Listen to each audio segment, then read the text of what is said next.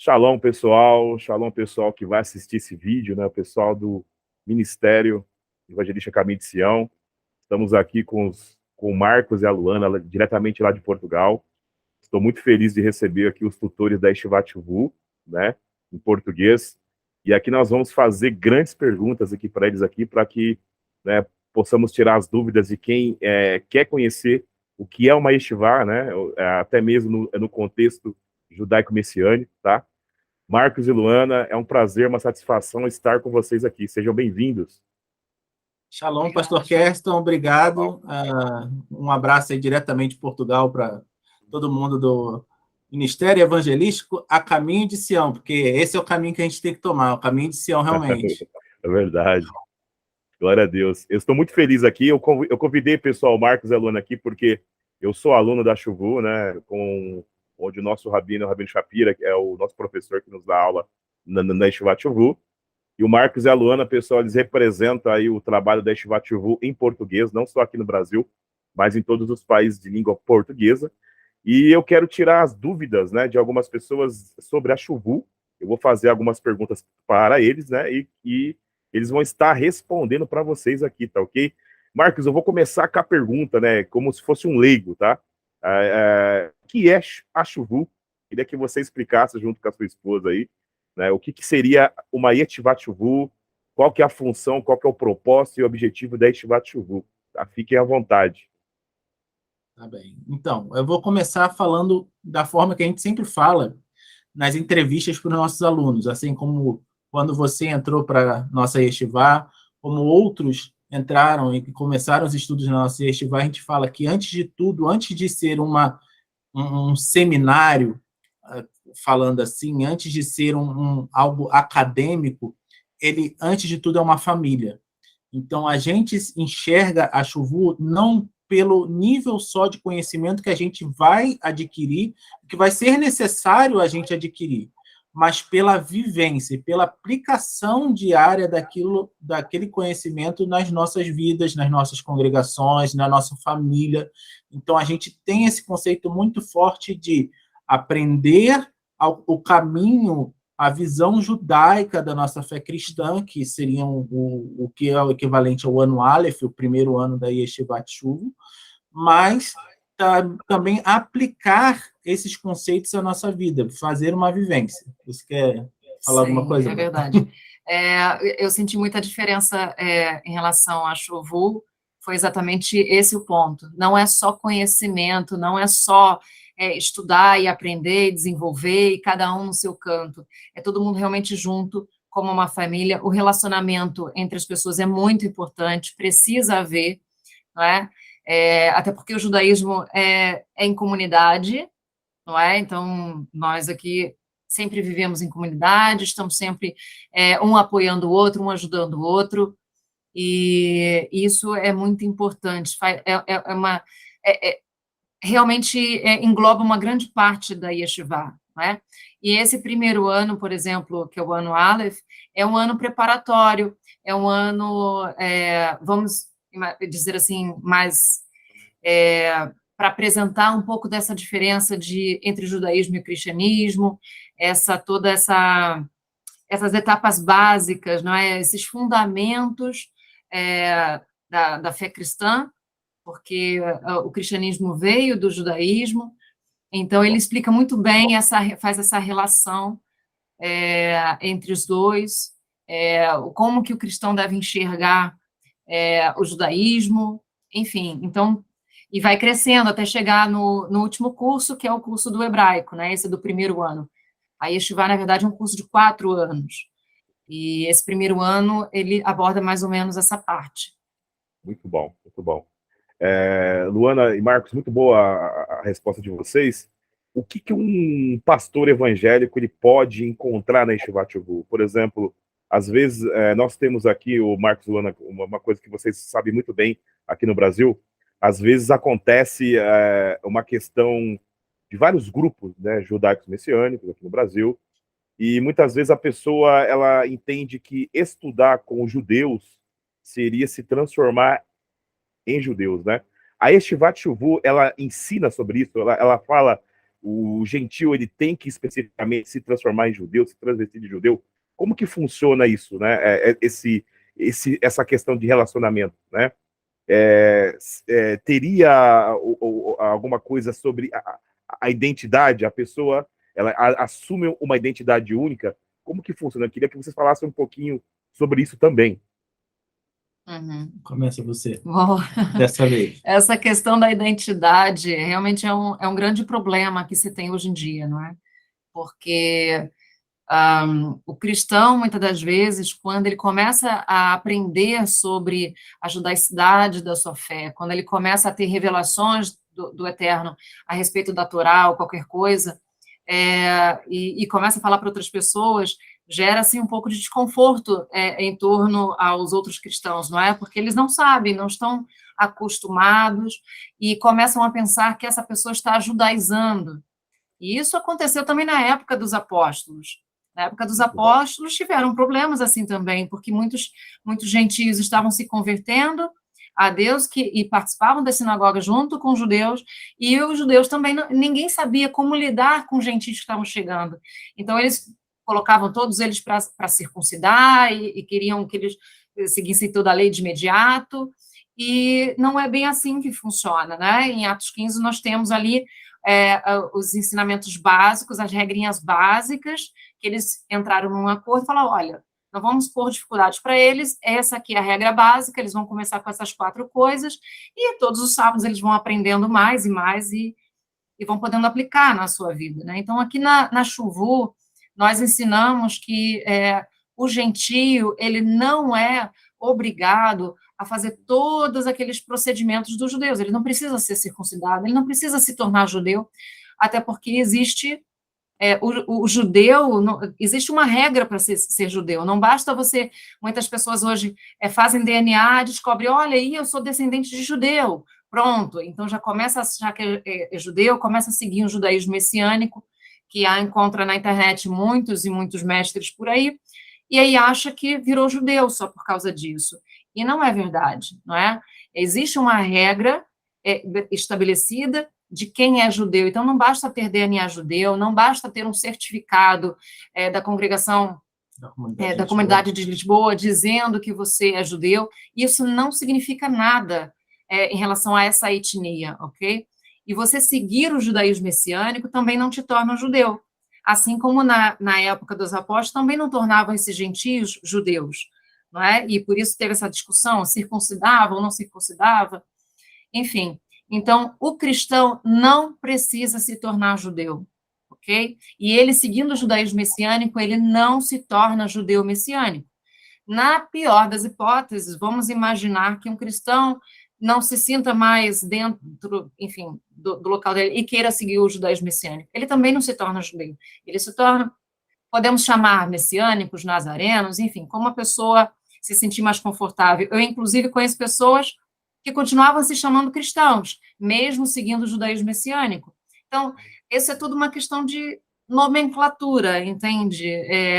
Isso não importa muito. O que importa é a mudança de vida que você vai ter a partir do momento que você descobre a verdade.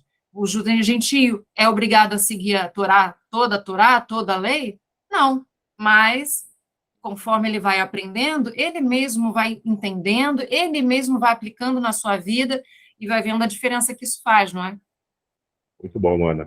Inclusive, o que a Luana falou é algo, né, Marcos? É algo, no caso apostólico, que a Luana acabou de ensinar aí, né, que é ensinado lá em Atos 15, né, e a Chuvu mesmo, eu tive aula com o pastor Mad Mackel, ele trouxe essa perspectiva, né, é claro que eu já conhecia, mas eu achei fantástico, achei muito importante, até fiz essa pergunta para vocês que são líderes, por quê?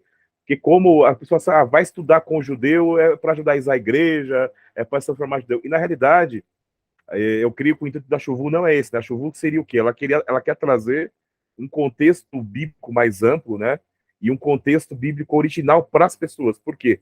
Porque nós sabemos, o Marcos, que é um estudante de história aí, né, pode até falar melhor que eu, nós sabemos que houve uma grande crise de identidade já no primeiro século, né, entre os Gálatas e os romanos, né? O próprio Dr. Iris Orkinzenberg, professor da Faculdade Hebraica, ele vai trazer uma perspectiva sobre isso, né? Os Gálatas queriam ser judeus e os romanos já queriam associar, jogo ali no primeiro século, o supersessionismo, anular as raízes ali. Né? E nós temos que o apóstolo Paulo ele teve uma dificuldade muito grande para tentar contornar essa situação, né? E o apóstolo Paulo ele foi um gênio, na minha opinião, pelo fato dele ter conseguido aplicar de uma forma mais simples a Torá aos gentios e os apóstolos deixaram, por conta dos gentios, ó, se quiser aprender mais, né, Moisés é pregado todo Shabat na sinagoga. Então, né, sabe, são coisas que o pastor Matt passou junto com o Rabino Shapira ali, eu achei muito importante as pessoas entenderem isso, né, e às vezes as pessoas entender que, por exemplo, a Luana falou muito bem, o intuito da Chuvu não é passar em si uma religião, né, mas sim passar um conceito que veio do judaísmo, que explica a teocracia do reino de uma forma que nós possamos conviver melhor com Deus e com o próximo. Eu achei isso muito importante ser falado, né? O Marcos quer falar também, Marcos? Eu acho que eu acabei te cortando também, né? Não, o gancho está perfeito, pastor Keston, fica tranquilo. O que eu ia falar, só para completar, só uma questão de caso prático, né? É o trabalho, por exemplo, que nós da Yeshivat Shuvu, e antes disso, até o próprio ministério que é o responsável pela Yeshivat Shuvu é o ministério do Rabino Shapira, que é chamado Havat Ami, que é por amor do meu povo. Então, o que esse ministério ele vem trazer é um ministério de reconciliação. É uma reconciliação entre judeus e gentios através de Yeshua. É isso que ele vem trazer. Ele não vem judaizar ninguém, ele não vem trocar nome de ninguém, ele não vem fazer essa penca de rabinos como está vendo hoje no Brasil, à torta e à direita. Qualquer um hoje em dia você consegue fazer um cursinho, tirar um título começar a usar o título de rabino, morê, roê, qualquer coisa do tipo, usar meia dúzia de nome hebraico e tocar shofar. Não é isso que é o judaísmo messiânico. Eu gosto muito da visão, por exemplo, do Dr. David Stern, no livro Manifesto Judeu Messiânico, que é um livro bem antigo, que agora já tem uma segunda edição que ainda não foi traduzida no português, uma edição ampliada, de abençoada memória, do Dr. David Stern, que passou no último ano, e ele fala justamente sobre esse problema da crise de identidade. Quem é judeu? O que é o judeu messiânico? O que é chamado, quem é o cristão messiânico? É aquele que se junta, né? É quase que a gente está falando como realmente o enxerto que a gente fala, que o apóstolo Paulo fala tanto, né? Mas, falando do caso prático, como eu estava falando, a gente agora, nos últimos anos, a gente tem trabalhado proativamente com os ministérios cristãos, com as igrejas. Um trabalho, por exemplo, que a gente fez agora, e temos feito um trabalho de anos, mas que concretizou agora na República Dominicana. Eu estive lá no último mês de junho do ano passado, e nós estivemos fazendo o quê?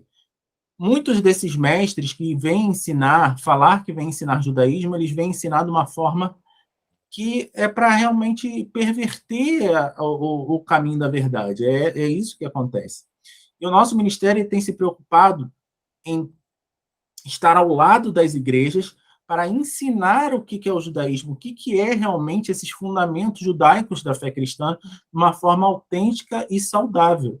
Uma forma que fala, como você assistiu nos cursos com o pastor Matt, que você não precisa deixar de ser igreja para você seguir esses conceitos, esses preceitos. Porque se todos saírem da igreja, quem é que vai despertar as centelhas de santidade que tem no meio daqueles crentes? E quem é que vai fazer o papel de ir até aqueles que estão precisando, aqueles ímpios que estão precisando, ou como um dia, que as pessoas às vezes se esquecem, né, pastor Festa? A gente tem que falar. Se esquece de onde veio, né? Parece que tem a crise de identidade é crise de amnésia. Quando estava no mundão, vamos dizer assim, e precisou de uma conversão, foi primeiro a levantar a mão e aceitar Jesus. E transformou a vida, mas as pessoas esquecem disso. Então, a gente tem trabalhado o quê? Proativamente. E na República Dominicana, esse trabalho tem sido reconhecido, inclusive, pelo governo, pela presidência da República. Né? Tem reconhecido esse trabalho porque foi um dano tão grande que esses outros ministérios trouxeram para as igrejas de começar a tirar pessoas da igreja, e essas pessoas começarem a falar que os cristãos são porcos, e daí, por aí vai. Eu acho que você sabe muito bem como é que a situação está no Brasil, e quem ouve a gente também já deve ter ouvido. Então, nosso trabalho é um ministério de reconciliação, e a Chuvu é isso. A Chuvu é, como tem a palavra chuv, né? Quando fala justamente do batismo de arrependimento de Yohanan, o imersor, de João Batista, né?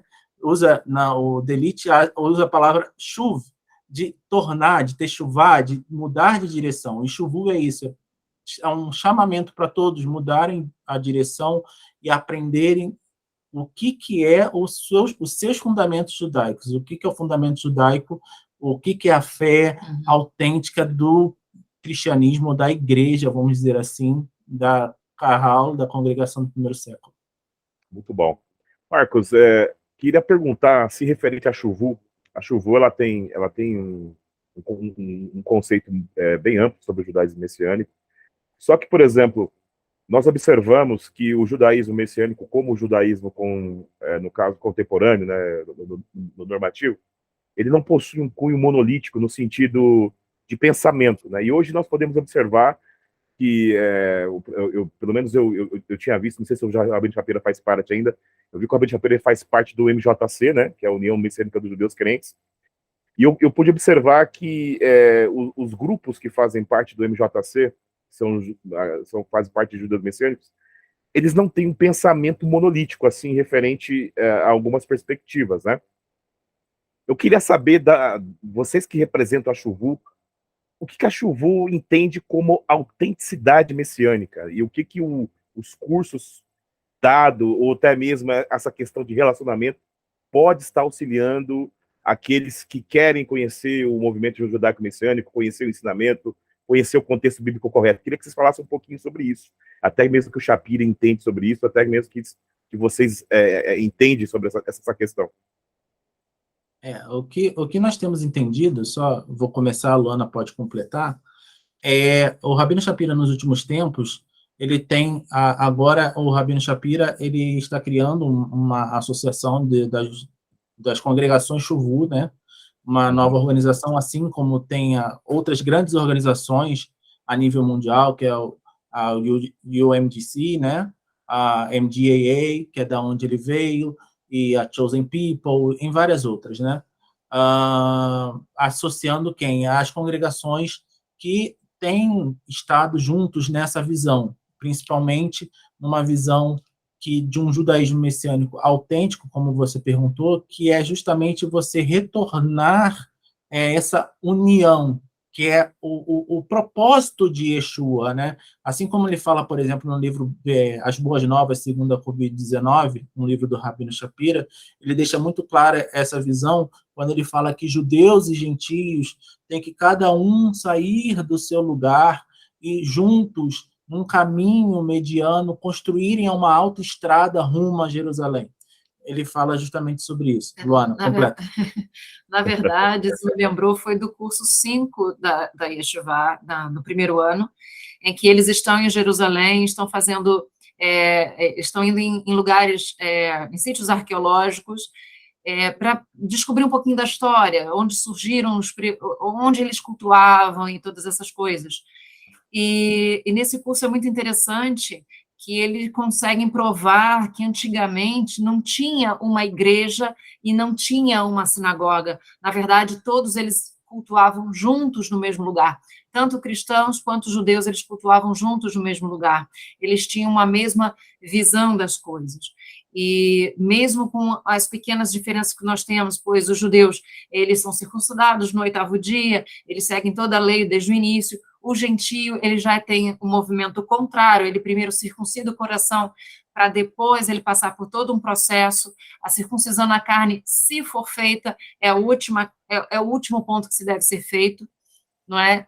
Então, assim, mesmo com essas pequenas diferenças entre um grupo e outro, eles cultuavam juntos, oravam juntos, louvavam ao Senhor juntos. Então, isso que nós estamos tentando retornar. O que acontecia antigamente é fazer com que judeus e cristãos possam cultuar juntos no mesmo lugar, não é? O judeu, ele não precisa deixar de ser judeu, assim como o cristão não precisa deixar de ser cristão. Basta que cada um complemente e se adapte de forma a que eles consigam conviver juntos, não é? O judeu, ele precisa do Mashiach, e o Mashiach está onde? O Mashiach está no cristianismo hoje, né? Ele veio de Israel, mas ele está hoje no cristianismo, e são os cristãos que vão devolver o Mashiach para Israel, para os judeus, né? Da mesma forma, quem tem a Torá? São os judeus que têm a Torá, são eles que têm o alimento que nós precisamos na vida cristã. Então, um tem um que o outro precisa, não é? Então, se os dois se complementarem, assim como fala em Apocalipse, né, que o remanescente é aquele que tem o testemunho de Jesus, né, o testemunho de Yeshua, e os mandamentos de Deus, ou seja, o remanescente tem os dois. Ele não tem só a Torá e ele não tem só o Mashiach, o Messias, ele tem os dois. Então, é isso que o judaísmo vem trazer, o judaísmo messiânico vem trazer, a união desses dois grupos. Muito bom, muito bom. Eu vi também que, por exemplo, tem algumas pessoas, Luana, que às vezes lê a literatura do Shapira, e você, que é tradutora oficial para o português, né? A Luana aqui, pessoal, tradutora, glória a Deus pela vida dela. O que você pode falar, Luana? Porque, por exemplo, eu li agora a nova obra dele, que foi feita, que seria uma Remanescente Rebeca, que é uma obra que eu indiquei até para alguns amigos pastores, né, sobre a questão escatológica. É um livro muito bom, tá? Parabéns para vocês que traduziram aí. E eu queria saber, por exemplo, o Shapira, ele traz assim, ele usa muito a nomenclatura, os cristãos voltar ao judaísmo. Nós sabemos que, historicamente, você já aqui ensinou com maestria que esse cristianismo que temos hoje, ele é um remanescente do judaísmo, né? Podemos dizer que seria remanescente do judaísmo de Jesus ali do primeiro século. Nós sabemos disso. Quando o Shapira usa ali no livro voltar ao judaísmo, ele quer explicar o quê? O judaísmo do primeiro século, o que os apóstolos ensinavam, ou tem algo a ver com o judaísmo contemporâneo atual hoje, o judaísmo rabínico, né? Queria que você explicasse um pouquinho sobre isso. Eu sei, porque eu já vi o livro, mas queria que você desse uma pausinha referente a essa questão, até para tirar as dúvidas de algumas pessoas. Okay. Em primeiro lugar, nós temos que entender, todas as vezes que o Rabino fala sobre cristianismo, ele fala muito isso, né? Vocês precisam sair do cristianismo. É como o Marco falou até numa aula da semana passada, precisa fazer uma distinção, não é? Entre o cristianismo como um sistema e os cristãos, não é? Então, quando ele fala sair do cristianismo, muitas das vezes as pessoas pensam, ele está mandando sair da igreja, ele está mandando sair... Não, ele não está mandando ninguém sair da igreja, ok? Na verdade, a própria igreja precisa sair desse cristianismo romano, o cristianismo da reforma, da época da igreja católica, ok? Porque a reforma que foi feita, ela ainda trouxe para nós muitos ainda dos costumes modificados da Igreja Católica. Então, por mais que hoje a gente não, os evangélicos, principalmente, não sigam, por exemplo, eles não cultuam imagens, que a Igreja Católica cultua, por mais que eles tenham modificado uma série de coisas, eles ainda estão presos nesse cristianismo, na forma de cultuar do cristianismo católico, na forma de o próprio culto no domingo. Não há problema nenhum no culto domingo, veja bem. Eu só estou dando explicando que o domingo, na verdade, surgiu da Igreja Católica, não surgiu do judaísmo, que é vamos dizer assim, o cristianismo do primeiro século, não é? Então, assim, o que o Rabino, quando ele fala isso, de sair, ele está falando desse sistema, esse sistema que aprisionou o Messias, esse sistema que tirou a verdadeira judaicidade de Yeshua, de Jesus, não é? E transformou Jesus num romano, ok? Nós precisamos lembrar que o Império Romano é o último império da Torre de Daniel, não é? Na época de Nabucodonosor, que ele teve o sonho com aquela estátua, o Império Romano é o último império, não é? E é esse que nós estamos vivendo hoje.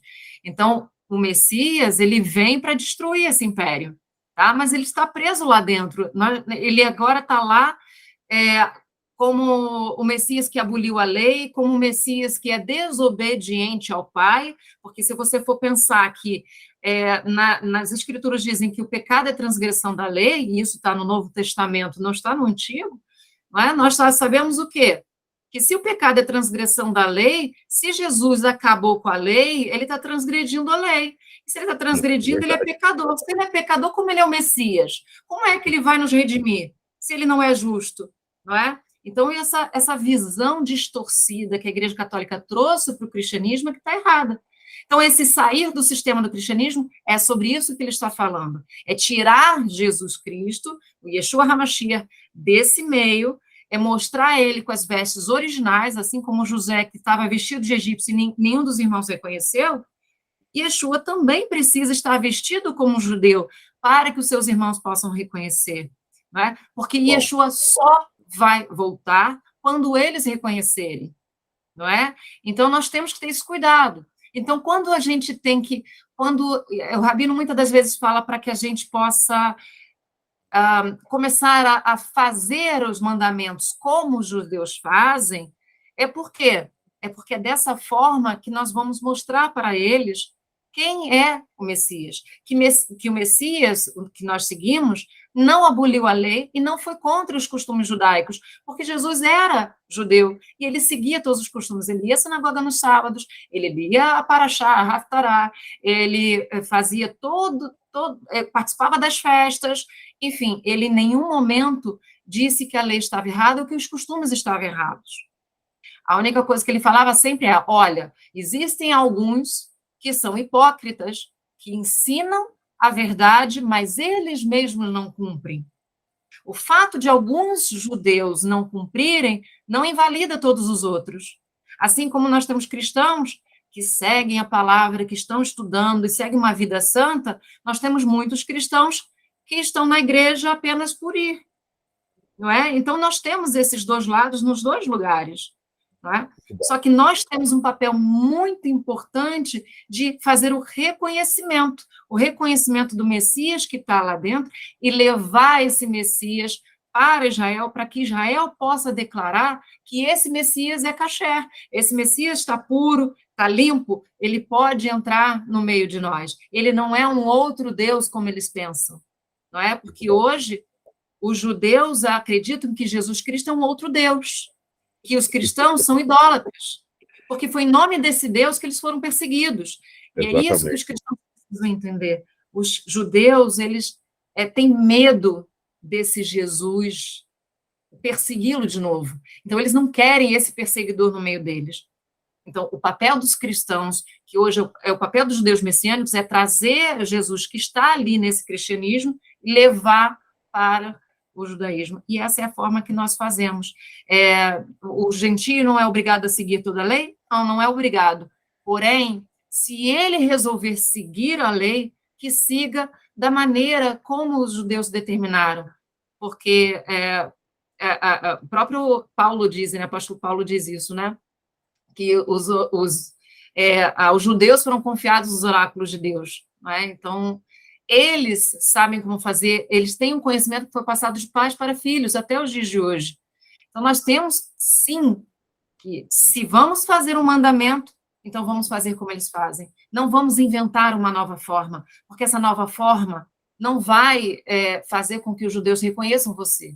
Vai achar que vocês estão usurpando. Já viu aquela história de, por exemplo, de alguns afrodescendentes reclamarem porque tem um branco que está se vestindo como afrodescendente? Apropriação cultural. Não é? Uhum. Isso está em moda hoje em dia. Não pode, porque é a mesma coisa. É como se eles fazendo as coisas do jeito deles, eles estão fazendo uma apropriação de algo que não é deles, que não pertence a eles. Sim. Então, nós temos que mostrar que o Messias veio para eles, mas também veio para os gentios. Quando a plenitude dos gentios chegar, a plenitude dos judeus também vai chegar. Né? E se nós somos abençoados hoje, né, com o Messias hoje, enquanto os judeus, muitos judeus ainda estão na cegueira espiritual, imagina quando os judeus reconhecerem Mashiach. Como que vai ser? Não é? Então, nós queremos ser co-herdeiros, Mas como que nós queremos ser co-herdeiros se nós fazemos as coisas diferentes? Se nós não queremos participar das lutas, dos sofrimentos e das perseguições, se nós não queremos participar também das alegrias, né, com eles, nós queremos ser irmãos separados? Não, nós temos que viver juntos também, não é? Muito Pelo bom. menos assim que Inclusive, eu penso. Luana, o que você trouxe é muito importante, que você usou o texto ali de Romanos capítulo 3, né, verso 2 ali, sobre os judeus ser oráculos da fé, os oráculos foram confiados. O Rabino trouxe ali no livro algo bem interessante, do vocábulo logia ali, né, em grego, que está no plural, é claro, né, e logia ali vem de logis, né, que significa aquele que interpreta a lei, né, ou seja, a eles foram dado a interpretação da Torá, né, da instrução. Exatamente. Né? E até mesmo nós podemos observar que o apóstolo Paulo estava trazendo essa perspectiva, por quê? Porque a igreja de Roma estava querendo ser supersessionista já no primeiro século. Né? Isso é expresso a carta aos Romanos. Então, muito bom a sua resposta. Então, por exemplo, as pessoas que forem ler a literatura do Shapira, quando vê largar, no caso do cristianismo, a Luana foi bem clara, pessoal, não é para deixar a igreja. Por exemplo, eu sou um pastor evangélico, né, Luana? E é claro que a minha liturgia não é sinagogal, não porque eu não gosto, eu acho maravilhoso a liturgia sinagogal. É que, para as pessoas que não estão acostumadas, né, acaba se tornando um peso, não que é pesado, para mim não é, né? Mas para as pessoas que estão gatinhando ainda, é algo pesado. Então a gente trabalha com uma liturgia evangélica, mas eu, por exemplo, eu fiz igual o apóstolo Paulo, eu apliquei as festas, ensino sobre Shabat, né? E tem pessoas que estão adentrando a nossa congregação que acham aquilo maravilhoso. Né? Então, por exemplo, os pastores que forem participar da Chuvu, seria o princípio do curso, o pastor Matt, ele explica sobre esses detalhes também, e até mesmo uma coisa que você falou aqui que é muito interessante, o pastor Matt, ele falou também sobre a questão de como os judeus veem o cristianismo, porque hoje em dia, hoje mesmo, agora à tarde, eu fui visitar uns membros novos meus, e eu estava falando sobre isso com eles, eu falei, vocês sabiam que o judeu, desde pequenininho, ele cresce acreditando que Jesus é um desertor do seu povo, que criou uma nova religião para persegui-los e matá-los? Não sabia. Então, ou seja, eu vejo, Lana, que muitas vezes até mesmo o antissemitismo, até mesmo se dá pela falta da ignorância de ambas as partes, tanto da parte do judeu, né, no sentido de o judeu ele não conhece o Jesus verdadeiro, e esse livro que você traduziu é muito importante porque o Remanescente Rebeca ele vai trazer essa perspectiva aí bem interessante e mostrar dentro da parte da escatologia o Messias que está em Roma, como que ele tem que ser demonstrado ao judeu, para o judeu reconhecer ele, né? Então, ou seja, ele tem que sair das portas de Roma. Eu não li o pastor kosher, aquele que você vai traduzir, que é o porco kosher, mas um pouco o comentário que eu fiquei sabendo dele, esse é um dos princípios que o Shapira trouxe, né? Tirar o Messias das portas de Roma. E até o judaísmo fala sobre isso também, né? Entendeu? Ele fala, a verdade fala até muito mais, né? Sim. Porque ele dá numa profundidade. A gente aqui tem o costume de classificar os livros do Rabino Shapira, né? A gente fala que ele escreveu do mais complexo para a linguagem mais simples. Ele escreveu do porco kosher numa linguagem mais complexa, algo mais rebuscado, para quem já tem um tempo, uma maturidade para ler. Que nem algumas perguntas que a gente recebe muitas vezes. Vocês estão errados com o judaísmo messiânico de vocês porque vocês ensinam algumas coisas de Kabbalah.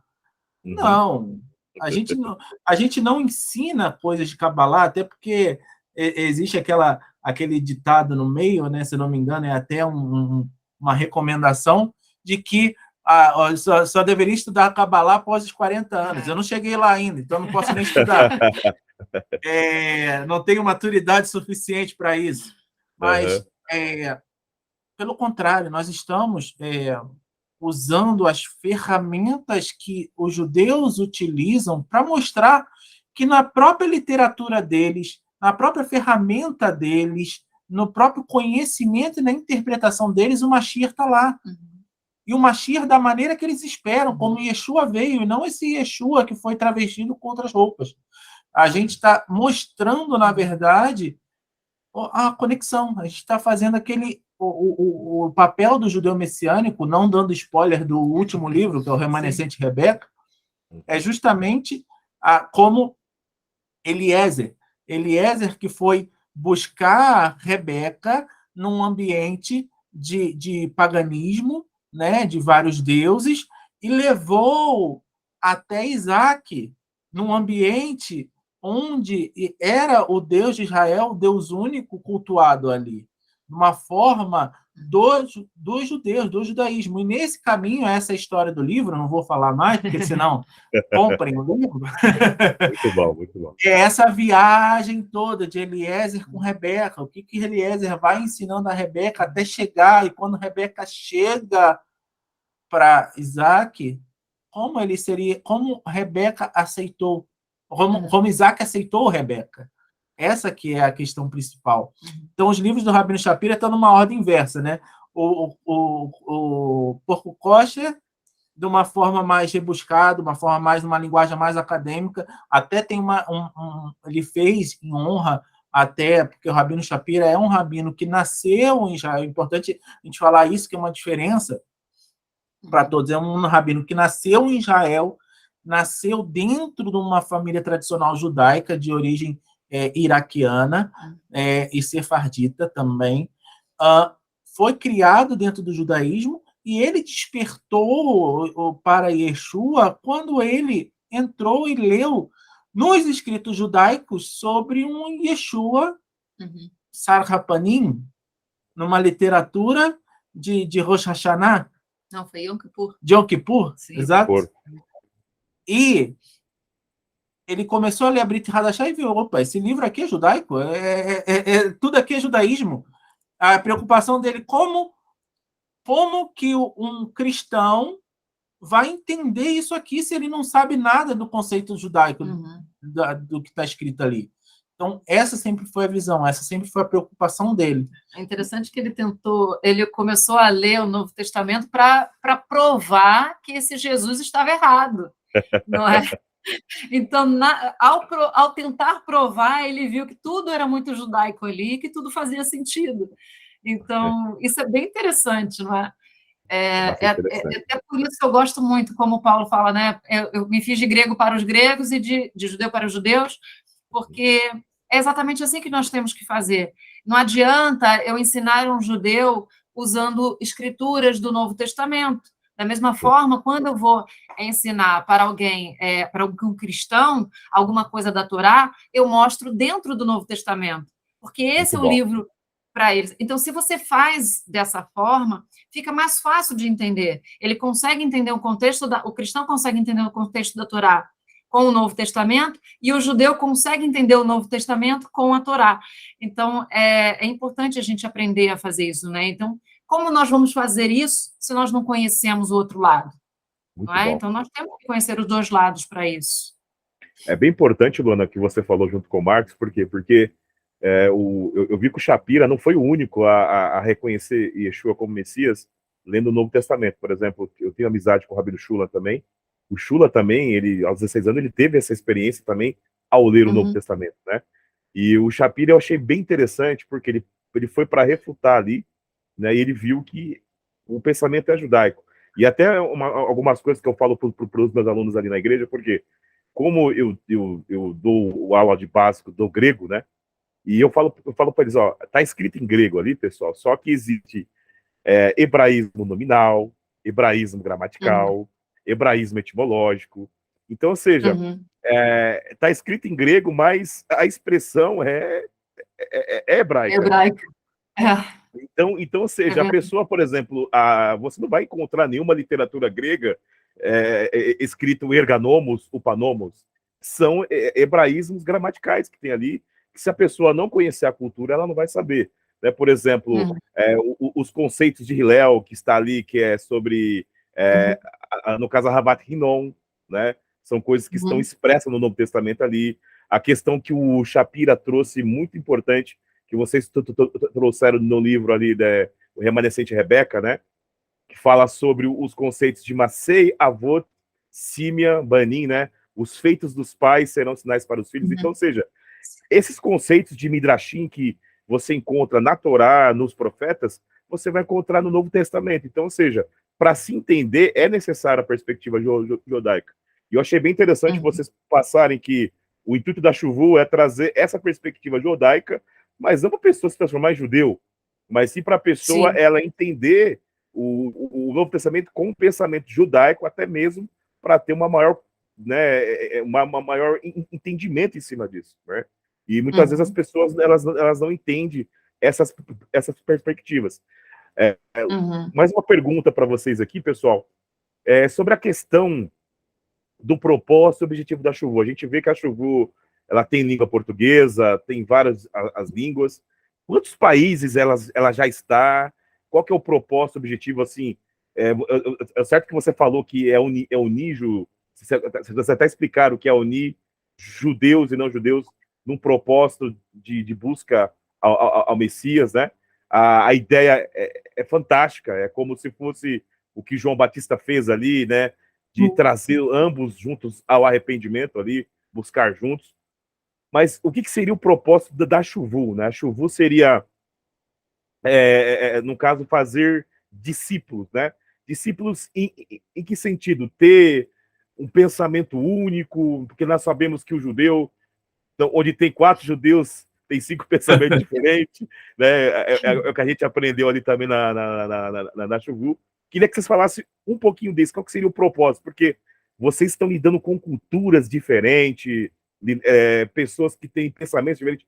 Como que a Chuvu se encaixa nessa diversidade, no caso ampla aí? Queria que vocês falassem um pouquinho sobre isso. Olha, Pastor Kersten, eu vou falar de uma forma bem didática.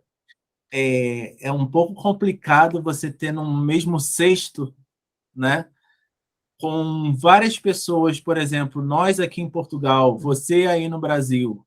É fácil. Nossos irmãos aí na América Latina é fácil. Mas você juntar essa galera toda, os americanos, até é um pouquinho fácil. Agora, você juntar indianos, coreanos, Indonésia, que nem agora a nova língua que está sendo baixa, até tive que aprender a falar, né? Os alemães. É complicado, né? A Chuvu hoje ela está em 57 países e 12 línguas.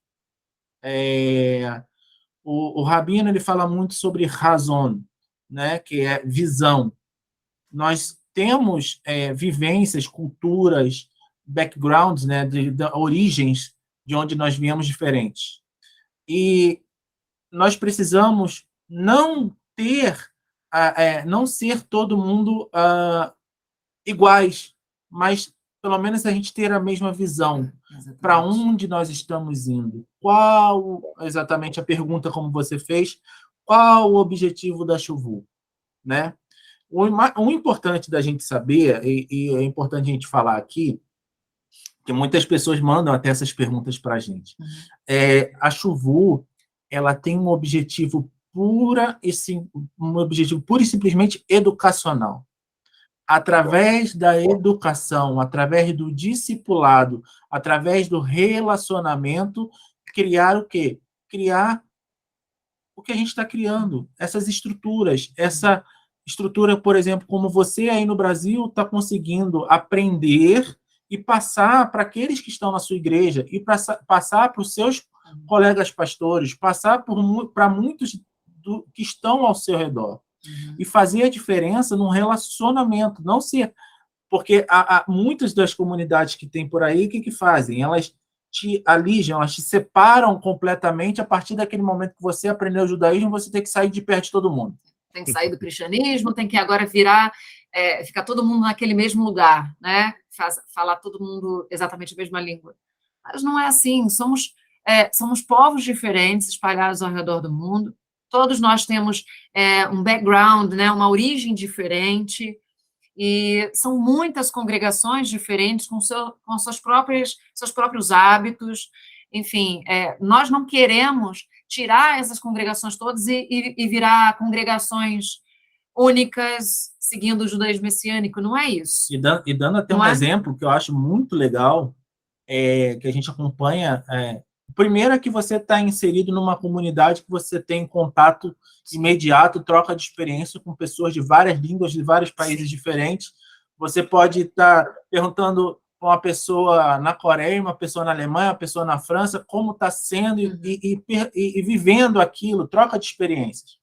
E o que eu gosto muito da Chuvu é que eu vejo muitas vezes, nós temos vários alunos que já são rabinos formados por outras instituições lá nos Estados Unidos, como nós temos as conhecidas, a MDAA, a UMDC, e que vêm para a Chuvu em busca de justamente desse reaprender, de ter uma razão, de ter uma visão comum, de aprender ali junto com os rabinos da Chuvu, porque não é um rabino só. Nós temos o Rabino Shapira, nós temos o Rabino Bernstein, nós temos o Rabino David Weiss, que agora é responsável pelas comunidades associadas às congregações Chuvu, que é justamente esse corpo de fazer essa ligação de relacionamento,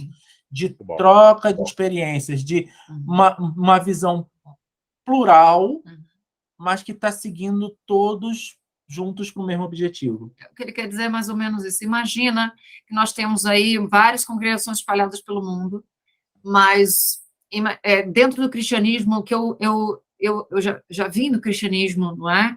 De certa forma. Então, o que eu via muito era, você é de uma denominação X, então, e outra pessoa de denominação Y. Aí, quando essas duas pessoas se conversam, alguma coisa não está bem em uma congregação, o outro fala, não, sai da sua e vem para a minha. Não é? É sempre assim. Então, você tem você está nessa... Olha, eles ali não são legais, não. Olha, vem para mim aqui. Você tem muito dessas... E na Chuvu, o que eu vejo é totalmente o contrário. Não vejo a intenção de sai da sua congregação e vem para a minha, porque a Chuvu em si não tem uma congregação. O que a Chuvu tem são inúmeras congregações de inúmeras denominações diferentes, cada um independente, porém com uma mesma visão com a Chuvu. Então, elas se associam à Chuvu pela mesma visão. Então, isso facilita muito. Imagina que você conhece uma pessoa que, de repente, vai se mudar para a Alemanha e não conhece nada, e você pode chegar, poxa, tem alguém lá da Chuvu, tem uma congregação que também tem a mesma visão que a Chuvu em tal lugar, olha, você pode ir ali. Então, é uma pessoa que você cuida na sua igreja e que você sabe que vai ser bem cuidada na outra igreja também, né? Independente de ser uma igreja cristã, independente de ser uma congregação messiânica, que é diferente de sinagoga, apesar de que muitos chamam de sinagoga a sua congregação, mas sinagoga tem, como você mesmo falou, tem uma forma de culto diferente, um serviço diferente, e uma congregação messiânica, ela, vamos dizer assim, é mais ou menos, ela não é nem uma sinagoga e não é nem uma igreja cristã, ela é mais ou menos. Então, você tem para todo mundo. Se você se sente meu quarto de culto cristão, se essa igreja está em visão, ensina a verdade ali, com conhecimento judaico, você pode ir até ali. Se você tem uma congregação messiânica, também não tem problema nenhum. Se você prefere uma sinagoga, você pode ir numa sinagoga. Então, o legal da Chuvu é isso, é pessoas diferentes, denominações diferentes, unidas com o mesmo propósito, com o mesmo objetivo, que é apressar a vinda do Messias. É isso que nós queremos fazer, não é? Assim como dizem em 2 Pedro, né?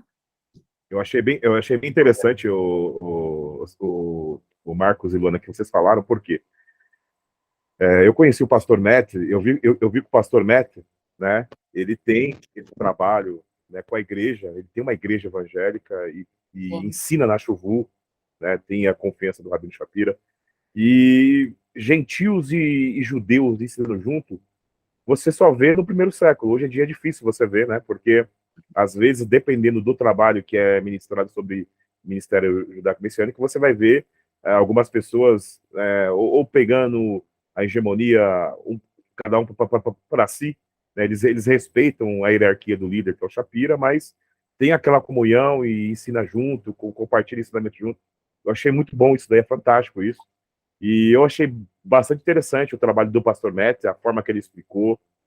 A Luana aqui falou de relacionamento. Isso é muito importante porque eu sou um pastor, Marcos Luana, que eu tenho contato tanto com o movimento judaico-messiânico, né, com vocês aí, como eu também tenho contato com os pastores evangélicos. Eu não fiz essa acepção. E a maioria das igrejas aqui em São Bernardo sabe que a Caminho de Sião é uma igreja voltada para a restauração. Eles veem, como eu trato eles, a questão de testemunho, e as pessoas elas olham assim e falam assim, peraí. Aí tem pessoas que vão lá para assistir o culto e falam assim, ó, a palavra é diferente, eu nunca vi uma palavra. Por quê? Porque a gente traz esses conceitos que nós aprendemos, né, com vocês aí, né? Conceitos amplos sobre escatologia, o propósito para Israel para os últimos dias, né? E a gente tem observado, por exemplo, até um membro nosso que entrou recentemente, ele falou para mim, pastor Keller, eu estou aqui na sua congregação porque eu vi que o trabalho ele é mais família, não é só ensino, é família, tem um trabalho voltado para as escrituras de uma forma que eu nunca vi em lugar nenhum, né? Então, ou seja, a gente vê que o Espírito de Deus, ele toca no coração daquelas pessoas, que às vezes ela está em outras denominações, mas ela está vendo que falta algo, né? Então, ou seja, essa visão judaico-messiânica, ou seja, essa visão judaica de se interpretar a Bíblia, você vai ver que ela vai trazer liberdade e união ao corpo de Cristo, sabe? Então, isso que vocês falaram é muito importante, até mesmo para que as pessoas que se interessem em conhecer a Chuvu, né, possam saber. Marcos e Luana, para estar encerrando, para não tomar muito tempo de vocês, o que uma pessoa pode estar fazendo para participar da Chuvu? Como que é? É matrícula? Eu estou falando aqui como se fosse um leigo, tá, gente? É matrícula? É igual a faculdade? O que eu tenho que fazer? Eu tenho que fazer vestibular? Como que a pessoa tem que fazer para fazer parte da Chuvu? Né? Quantos anos eu tenho que estudar? E também eu queria que você falasse um pouquinho da Chuvu College também. Tá bem. Bem, respondendo de trás para frente, não pela Chuvu College, mas quanto tempo tem que estudar até o fim da vida. Porque o dia que a gente... Nosso rabino fala que o dia que a gente parar de aprender, a gente já morreu. É verdade. Então, mas a Chuvu, ela tem um programa de 4 anos. Né? Ela tem uma estrutura definida para 4 anos de curso. Tá? O primeiro ano são 8 cursos, que são os cursos que a gente fala que são os cursos de introdução, que é o curso do pastor Kosher, que é o curso dado pelo pastor Metz, pelo Rabino Shapira e pelo Eldad Keinan. Inclusive, nos cursos 5, 6, 7 foram gravados em Jerusalém, em Israel, na Terra Santa. Com participação especial também. Com várias participações especiais. Algumas pessoas que ninguém conhece nesse meio, quem gosta de música aí, Joshua Aaron, algumas pessoas assim. O Joshua eu conheço. Ele participa de uma das aulas do Chuvu. E nós temos esses 8 cursos no primeiro ano, e nos outros anos nós temos alguns cursos que já são poucos cursos, mas cursos mais robustos. Sim. São cursos que você precisa realmente de uma imersão, né, numa profundidade, mas não requer, vamos dizer assim, não é dizer que você vai ter que estudar todo dia. É bom, lógico, é óbvio, quanto mais você progredir, melhor. Mas é um curso que é projetado aí para você estar assistindo 2 vezes por semana, às vezes um pastor que é mais ocupado, 1 vez por semana, que são cursos que você pode assistir na plataforma online a seu tempo, vai fazer os testes a seu tempo. Já nos cursos mais avançados tem alguns trabalhos e algumas coisas do tipo, tem sessões com os rabinos que vão estar avaliando o seu conhecimento. Porque além dos horários, né, de você poder assistir no seu tempo os vídeos, né, dos cursos, você tem aos domingos também aulas ao vivo, não é? Com o Rabino Bernstein. E não só a aula com ele, como também é uma forma dos próprios estudantes começarem também a desenvolver as suas palavras e começar a aprender. Ou seja, ali já começa a ficar mais avançado, né? O primeiro ano é mais básico, não que seja um pouco de informação, na verdade tem muita informação, mas o primeiro ano vamos dizer assim, é o mais básico, qualquer pessoa pode fazer. Agora, a pessoa que realmente pretende aprofundar mais o seu estudo, realmente pretende, é um pastor, de repente, que quer saber muito mais, se aprofundar muito mais, ele pode ir seguindo, que é por ano, apesar de serem quatro anos o curso, você vai fazendo por ano, não é? Então, a cada ano você vai, eu quero aprender mais, quero me aprofundar mais, você faz o segundo ano e o terceiro ano, enfim, todos os cursos são fechadinhos, então você não vai ficar com pontas soltas, não é? Você consegue finalizar um curso e continuar para o próximo, não é? Sobre a inscrição. Não precisa de vestibular, não precisa de nada. O que é requerido, lógico, que a pessoa tem um nível mínimo de formação, né? Ele é um curso voltado para pastores, para líderes, pessoas leigas também podem fazer, pessoas da sua igreja, por exemplo, seus membros podem fazer? Pode. Mas sempre a Chuvu, ela é muito pautada na questão ética, pastor Kerstin, ela é muito pautada nisso. Se um membro se inscrever e botar lá, eu sou fulano de tal, faço parte do Ministério Evangelístico a Caminho de Sião do pastor Kerstin, em São Bernardo. A primeira coisa que eu vou fazer, eu vou pegar, vou entrar em contato com o pastor Kerstin. Pastor Kerstin, essa pessoa, você acha que está capacitada, você acha que tem, que pode, porque muitas vezes a gente não está enxergando aqui, né? A gente não está vendo, por exemplo, se está um membro seu está numa rebeldia e está querendo aprender para tomar os membros. A gente sabe as coisas que acontecem por aí, né, pastor?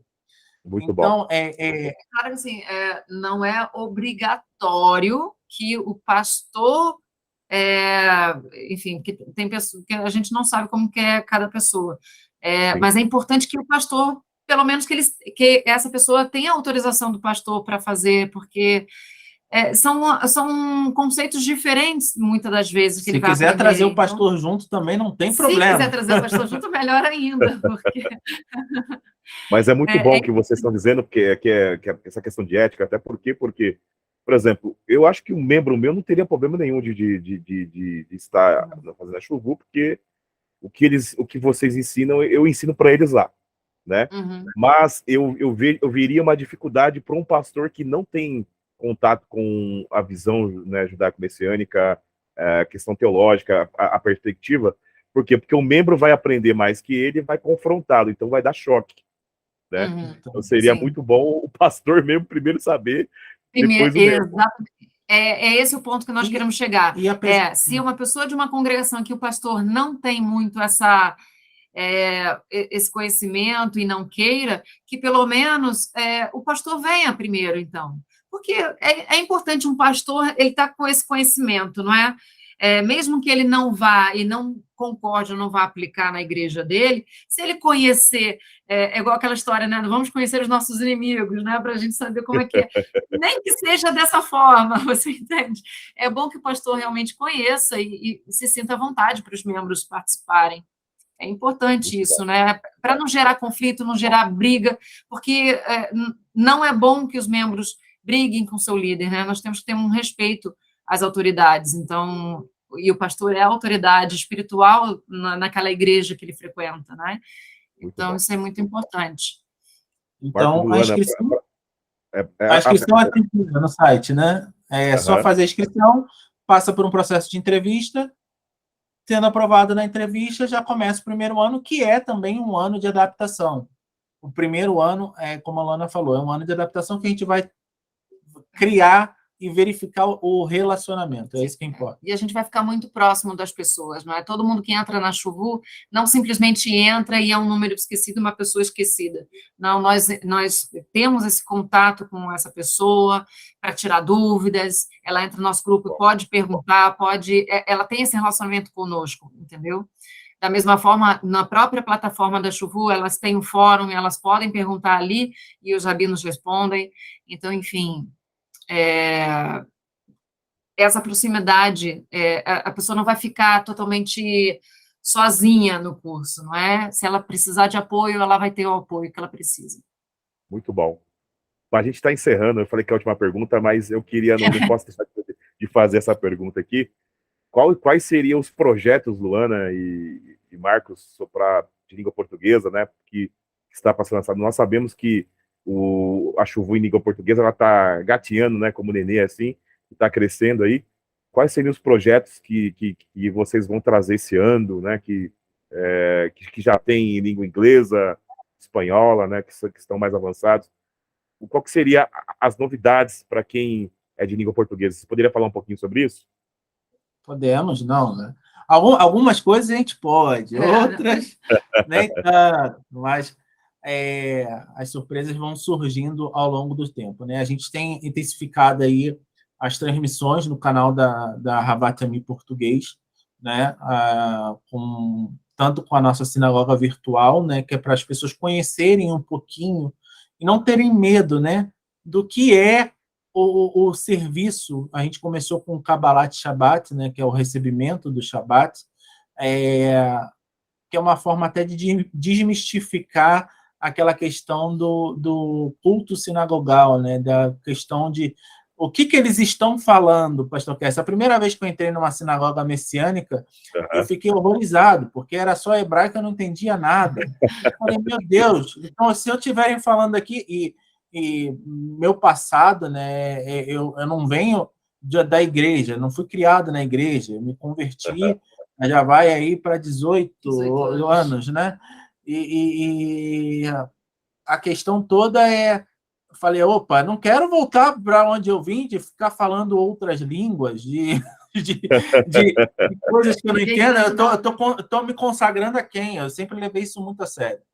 Então, a gente está desmistificando essa questão. Então, a gente está intensificando as transmissões com o Boi Calá, que é nosso programa toda sexta-feira, também com toda a parte do Remanescente Rebeca, também com a série que também vai ao ar toda terça-feira, falando o Rabino Shapira falando um conceitozinho do livro, e temos as transmissões do Momento em Hebraico, que com o Rabino Shapira falando sobre uma curiosidade da Paraxá, especificamente sobre algum ponto em hebraico, que, diferentemente do que as pessoas estão acostumadas a ver naquela passagem específica, e com o pastor Matt, com Tesouros da Torá, também falando sobre algumas curiosidades e alguns comentários rabínicos, ou de sábios, ou de alguém sobre a paraxá da semana, uma porção semanal, né?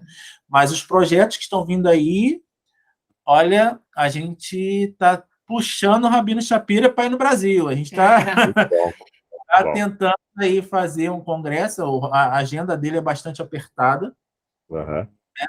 A gente está querendo fazer algo não só para o Brasil, mas um grande evento para toda a América do Sul. Nós temos trabalho muito forte começando no Brasil, mas também no Chile, na Argentina, na Colômbia, com os nossos irmãos. E intensificar também as traduções, né? Nós já temos o Remanescente Rebeca em português, as Boas Novas segundo o Covid-19, o Sidura Havat Olam. Temos também as publicações gratuitas que pensam só... não, são só esses? Não, pelo contrário, nós temos várias publicações sobre as festas gratuitamente no site da Chuvu, temos sobre o Ano Novo das Árvores, né, o Tu Bishvat, nós temos sobre o Pessah, temos uma Haggadah de Pessah totalmente explicada pelos rabinos, de forma messiânica, né? Então, os projetos todos são esses, e orar também pela... Tem também o congresso agora na Espanha, eu sei que não é português, mas é um congresso da Europa, então tem muita coisa aí para reunir os alunos da Chuvu todos juntos. Fizeram agora nos Estados Unidos, agora vai ter um na Europa, e aí mais ou menos é isso que ele está falando, que queremos fazer também no Brasil. Muito bom. Então, é o próximo passo, né? E orar também pelas nossas comunidades de língua portuguesa, Brasil e Portugal, mas também temos Angola, também temos Guiné-Bissau, também temos Moçambique, nós temos as bolsas que são oferecidas, esses alunos desses países africanos, eles estudam conosco na Chuvu 100% gratuito. Tem uma bolsa integral, eles não são cobrados nada, porque nós precisamos desenvolver esses países e nós sabemos das necessidades e das dificuldades que tem nesses países. Então, nós buscamos ajudá-los, né? Buscamos dar um apoio aí, não só pelo estudo da Chuvu, mas um apoio também de oração, um apoio espiritual. Sim. Muito bom. Marcos e Luana, eu queria agradecer o tempo de vocês aí, né, por fazer parte desse trabalho aqui, dessa entrevista com o pessoal da Caminho de Sião. Pessoal, para quem não conhece, o Marcos e a Luana são os meus tutores do curso da Chuvu, tá? Eles estão em Portugal. Eu quero agradecer ao Eterno pela vida de vocês e que esse trabalho que vocês estão fazendo junto ao Rabino Shapira seja um trabalho excelente e que muitas pessoas possam conhecer Yeshua, né, que a igreja possa retornar aos princípios da fé, né, é um sonho que eu tenho de ver isso daí. Eu queria agradecer bastante também, queria ver também se há a possibilidade de nós trazermos aqui também o pastor Matt, o Rabino Shapira, o Rabino, no caso, Stein também.